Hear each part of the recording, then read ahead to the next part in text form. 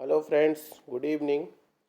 यह वीडियो आप सभी सीबीओ फ्रेंड्स के लिए है जो कि अभी रिटर्न का एग्ज़ाम दिए हैं और अपने रिज़ल्ट का वेट कर रहे हैं। तो रिज़ल्ट तो जल्द से जल्द आ ही जाएगा। बहुत लंबा समय नहीं लगता है इसमें, क्योंकि पिछले बार भी बहुत जल्द आ गया था, तो ऐसी ही उम्मीद कर सकते हैं। और अगर आप 65 प्लस से, अगर 65 ऑन एन एवरेज सारे सर्किलों के लिए देखा जाए 65 प्लस हैं अगर आप, मैं ये कॉमन बेसिस पे बात कर रहा हूँ, जनरल कैटेगरी को एक बेस के रूप में ले रहा हूँ। तो अगर आप 65 प्लस मार्क्स कर रहे हैं तो आप निश्चित रूप से इंटरव्यू का कॉल आपको आएगा। अब बात करते हैं कि इंटरव्यू के लिए क्या क्या हमें तैयारी अभी से करनी है, क्या क्या किन किन चीज़ों पर काम करना है, ताकि हम आसानी से इंटरव्यू को क्रैक करें अच्छे मार्क्स से। क्योंकि आपको पता होगा कि इसमें जो है इंटरव्यू का वेटेज जो है 75 मेंस का मार्क्स और 25 जो है आपका इंटरव्यू, मतलब 75:25 का रेशियो है, 3:1 का रेशियो है। आप जितना इसको मतलब 100% में दोनों के मार्क्स को बांट के 25% आपके इंटरव्यू से लिया जाएगा, 75% आपके मेंस के मार्क्स से लिया जाएगा। तो इसलिए इंटरव्यू का वेटेज कम नहीं है, 1/4 है। तो इंटरव्यू की तैयारी बहुत अच्छे से करने की ज़रूरत है। 40 प्लस अगर आप मार्क्स उधर कर लेते हैं, अगर इधर थोड़ा कम भी किया है तो ऑन एवरेज आप मेरिट में आ जाएंगे। तो इसलिए बहुत ज़रूरी है कि इंटरव्यू पर अभी से फोकस किया जाए। तो इंटरव्यू फोकस करें तो उसके लिए क्या क्या करें अभी से, ये जानना बहुत ज़रूरी है। सबसे पहले मैं यहाँ पर ड्रेस कोड का लफड़ा ख़त्म कर देना चाहूँगा, बता दें, क्योंकि सबके मन में ये चीज़ बहुत रहता है, ड्रेस कोड क्या पहन के जाए। तो आप ऑलरेडी बैंकर हैं, फॉर्मल पहनते ही होंगे, तो वही फॉर्मल पहन के आपको जाना है। और क्या पहनेंगे, भड़कीला कलर नहीं पहनना, ये आपको पता ही होगा। और कुर्ती वगैरह जो लड़की आपने फॉर्मल में पहनती वो पहन के जाएंगी, या फिर वो शर्ट वगैरह भी, फॉर्मल पैंट शर्ट भी पहन के जाती हैं, जैसे भी वो पहन के जाते हैं उस हिसाब से अपना देख लेंगी, वो पहन के जा सकते हैं। तो ये फॉर्मल ड्रेस की बात हो गई। ड्रेस में आपको उतना ज़्यादा सोचना नहीं है। मैं यहाँ पर ये एक इमेज दिखा दे रहा हूँ, ये मैं जब इंटरव्यू देने जा रहा था तो उस समय का है। तो आप देख सकते हैं पैंट शर्ट और मैंने ब्लेज़र पहना हुआ था। तो ऑफिशियल ब्लेज़र लगे उस टाइप का आपको पहन के जाना है। अब देखिए, सबसे पहले आप जान लीजिए कि आप जो इंट्रोडक्शन देंगे, इंट्रोडक्शन को सबसे पहले आपका इंटरव्यू शुरू होता है इंट्रोडक्शन से। आपने ग्रीट किया, मैं आई कम इन बोल के अंदर गया, सर और मैडम जो भी हैं सबको ग्रीट किया, उसके बाद बैठने के लिए बोला गया, बैठ गए। इतना दूर तक तो आपको जान ही रहे होता ही है, इंटरव्यू में इतना तो करना ही है। अब आपका जो शुरू होगा इंटरव्यू का क्वेश्चनिंग, वो यहीं से शुरू हो जाएगा। पहले आपने इंट्रो में क्या बोला, इंट्रो को शॉर्ट रखना है, बहुत लंबा इंट्रो नहीं रखना है। इंट्रो में आपको अपना नाम बता देना है, करेंटली किस संस्था में आप काम कर रहे हैं, क्या आप अभी देख रहे हैं, मतलब क्या है जॉब प्रोफाइल आपका क्या है, और साथ ही साथ ग्रेजुएशन वगैरह का अगर मेंशन करना चाहते हैं तो ग्रेजुएशन को भी मेंशन कर सकते हैं, और होम स्टेट वगैरह बता सकते हैं। बस इससे ज़्यादा लंबा नहीं करना है। उसके बाद जैसे कि my name is XYZ, currently working in dash dash dash bank as a assistant manager, my current profile लीजिए, ऐसे करके आप इंट्रो करेंगे। इंट्रो जैसे आप करेंगे उसके बाद आप देखिए, या तो क्रेडिट ऑफिसर के रूप में काम कर रहे होंगे, या जो है सर्विस मैनेजर के रूप में काम कर रहे होंगे। तो जो भी आप बोलेंगे, या प्राइवेट बैंक में है तो उसके हिसाब से आपके अलग अलग जॉब रोल होते हैं, वो जॉब रोल के अनुसार आपको क्वेश्चन शुरू होगा। अब कुछ कुछ क्वेश्चंस हैं जो कि सदाबहार हैं, जो सबको पूछे जाते हैं, जैसे क्रॉस सेलिंग। क्रॉस सेलिंग आजकल आम बात हो गया है, क्रॉस सेलिंग पे क्वेश्चन होगा ही होगा। तो उससे क्रॉस सेलिंग से बैंक को क्या प्रॉफिट है, सबसे पहले यही क्वेश्चन ले लेते हैं। तो क्रॉस सेलिंग से जो है बैंक को प्रॉफिट है कि जो है डायरेक्ट बेनिफिट है, डायरेक्ट जो है प्रॉफिट है जो भी हम क्रॉस सेल कर रहे हैं उससे।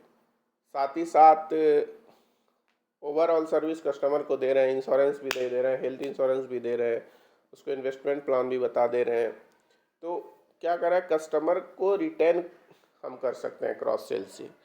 तो इसी तरह का आपको जवाब देना है कि कस्टमर, इससे कस्टमर रिटेंशन होगा। ऑल इन वन सर्विस, हम एक ही जगह उसको सारा सर्विस दे रहे हैं, तो क्या होगा, हमारा जो कस्टमर बेस बना हुआ वो बना रहेगा, और जो नए कस्टमर इंट्रोड्यूस होंगे उसको भी हम इसी प्रकार से कैरी ऑन कर सकते हैं। तो क्रॉस सेलिंग इस प्रकार से उपयोगी होता है। अब जैसे मान लीजिए आप सर्विस मैनेजर के रूप में काम कर रहे हैं ब्रांच में, तो आपका जो है कैश रिटेंशन लिमिट कितना है ब्रांच का, वो आपको पता होना चाहिए। अगर ब्रांच में ज़्यादा फुटफॉल हो रहा है तो उस कंडीशन में आप कैसे मैनेज करेंगे। कोई कैश जमा करने आ रहा है, कोई आरटीजीएस नेफ्ट करने आ रहा है, कोई केवाईसी अपडेट करने आ रहा है, बहुत रस है, तो उस कंडीशन में आप कैसे मैनेज करेंगे, ये क्वेश्चन आपको पूछा जा सकता है। तो मैनेज करने के सवाल पे देखिए, जैसे कि अगर आप प्राइवेट बैंक में काम कर रहे हैं या फिर नेशनलाइज बैंक में ही काम कर रहे हैं, तो सीडीएम मशीन वगैरह हर जगह प्रयोग होता है। बैंकिंग करस्पॉन्डेंस जो है आसपास ही होते हैं, तो उन सभी का प्रयोग हम करके कस्टमर को ये बताएंगे कि आप जो है बगल में चले जाइए, सीडीएम मशीन में जाकर पैसा वगैरह जमा कर दीजिए। अगर छोटा मोटा विड्रॉल करना तो एटीएम से कर सकते हैं। आरटीजीएस नेफ्ट के लिए उनको इंटरनेट बैंकिंग के लिए प्रोत्साहित करेंगे। ये सारी चीज़ें हम बोल सकते हैं। उसके साथ आपको वहाँ पर ये भी पूछा जा सकता है कि जैसे आप service manager death claim settlement करते होंगे, तो उसमें क्या क्या डॉक्यूमेंट आप लेते हैं। तो इस प्रकार से सर्विस मैनेजर में ये सारे क्वेश्चन आपको पूछे जा सकते हैं एटीएम संबंधी। उसी तरह से अगर आप क्रेडिट में काम कर रहे हैं, लोन आदि देख रहे हैं, तो वहाँ पर जो है किस प्रकार से क्वेश्चन पूछा जा सकता है। अब क्रेडिट में देखिए, सीबीओ को अभी जो इंट्रोड्यूस किया गया है, वो उसको जो है एग्री, एसएमई, इन सभी सेक्टरों में, या सर्विस मैनेजर, फील्ड ऑफिसर, यही सारे, इसी सारे पोस्ट पर काम करा जा रहा है। फील्ड ऑफिसर बना दिया जा रहा है, या सर्विस मैनेजर बना दिया जा रहा है, या एसएमई में बैठा दिया जा रहा है। तो जैसे आप जो है लोन देख रहे थे, क्रेडिट ऑफिसर थे पिछले बैंक में, आपका जॉब रोल जो था क्रेडिट ऑफिसर था, आप वहाँ पर एग्री देख रहे थे। तो एग्री के बारे में सब कुछ पता होना चाहिए। जैसे केसीसी पे हो सकता है वो क्वेश्चन पूछ दे, जैसे आरआरबी से कोई है तो केसीसी रिगार्डिंग वो बोलेगा केसीसी हम कर रहे थे, तो केसीसी पे आपको क्वेश्चन पूछा जा सकता है। इंटरेस्ट सबवेंशन आदि संबंधी क्वेश्चन पूछा जा सकता है, प्रॉम्प्ट रिपेमेंट संबंधी क्वेश्चन पूछा जा सकता है, केसीसी में रेनुअल आदि कैसे होता है, इन सबसे क्वेश्चन पूछा जा सकता है। एसएमई में काम कर रहे हैं तो एसएमई में का सारा क्वेश्चन पूछा जा सकता है। डॉक्यूमेंट स्पेसिफिक क्वेश्चन नहीं पूछा जाएगा, क्योंकि आया पूछेगा भी तो एकदम बेसिक, जो कि इंट्रोडक्टरी टाइप का होता है, जो हर बैंक में लागू होता है, उस टाइप का क्वेश्चन पूछेगा, आपको घुस के नहीं पूछेगा। बाकी अगर आप कर रहे हैं तो उसको देख के जाए, अगर पूछ दिया तो बता देंगे। नहीं, जनरली हम जनरल बात कर रहे हैं कि जनरली नहीं पूछा जाता है। उसी तरह से अगर पर्सनल लोन आदि कर रहे हैं तो उसका डॉक्यूमेंट कैसे कितना करते हैं, ये सारी जानकारी आपको होनी चाहिए। तो उस तरह से आप खुद को तैयार करेंगे। उसी तरह सर्विस मैनेजर में एक क्वेश्चन बहुत कॉमन होता है कि पासबुक प्रिंटर ख़राब है तो आप कस्टमर को कैसे मैनेज करेंगे, कस्टमर अगर ओल्ड एज का है। तो ये सारे क्वेश्चंस जो हैं वो क्या कहते हैं, बहुत पॉपुलर क्वेश्चन है। तो इसको जो है अपने हिसाब से उसका जवाब देना, आप बैंकर हैं तो आप अच्छी तरीके से जानते हैं कि कैसे उसको मैनेज किया जाता है। तो वही बोलना है जैसे होता है, एक नॉर्मल बात, मतलब ये नहीं कहेंगे उसको भगा देंगे, ऐसा जवाब देना है ताकि जो है इंटरव्यू बोर्ड जो आपके सामने बैठा है वो समझ जाए कि हाँ ये जो है प्रेशर मैनेज करने वाला, कस्टमर मैनेज करने वाला, इसको पता है। उसी तरह से ये सारे क्वेश्चंस आपको इंटरव्यू में पूछे जा सकते हैं। अब कुछ पिछले जो मुझे पूछे गए, अगर मुझे मेरा इंटरव्यू एक्सपीरियंस कहेंगे मुझे क्या क्या पूछा गया था, तो मुझे जो है सबसे पहले पूछा गया था कि इंटरेस्ट सबवेंशन केसीसी में कितना दिया जाता है, इंटरेस्ट सबवेंशन।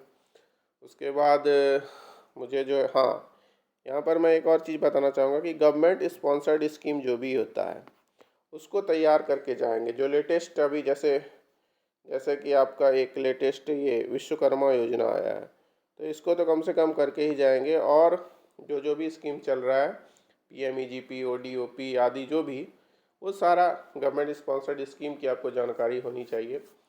आप बस ये समझ लें कि आप भारत सरकार के मतलब भारत सरकार का एक वैसा बैंक जो कि गवर्नमेंट ऑफ इंडिया का काम इस लगभग काम इसके द्वारा होता है। तो आप एक गवर्नमेंट सेक्टर बैंक में जा रहे हैं, तो गवर्नमेंट स्पॉन्सर्ड स्कीम आदि क्या चल रही है उसका आपको ओवरऑल नॉलेज होना चाहिए। उस पर भी क्वेश्चन पूछे जा सकते हैं, तो उसको भी तैयार करके जाना है।